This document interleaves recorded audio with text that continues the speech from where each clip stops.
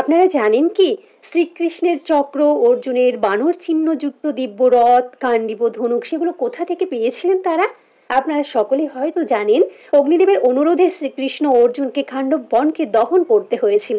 কিন্তু এই খান্ডব বন দহন করার আগে, এই খান্ডব বন দহন করার মতো পর্যাপ্ত অস্ত্র ছিল না তাদের কাছে। এই কথা তারা অগ্নিদেবকে জানালে অগ্নিদেব তৎক্ষণাৎ জলের দেবতা বরুণকে স্মরণ করলেন। বরুণদেব উপস্থিত হলে অগ্নিদেব বললেন, আপনাকে রাজা সোম অক্ষয় তুনির, গান্ডীব ধনুক এবং বানর চিহ্ন যুক্ত ধ্বজা মণ্ডিত দিব্য রথ দিয়েছিলেন, সেগুলি আমাকে দিন, তার সঙ্গে চক্রও দিন।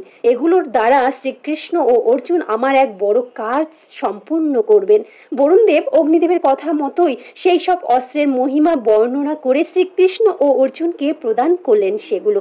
তার সাথে সাথে বরুণদেব শ্রীকৃষ্ণকে শত্রুর হৃদয় কম্পমান করার মতো কৌমাদ গদাও অর্পণ করলেন।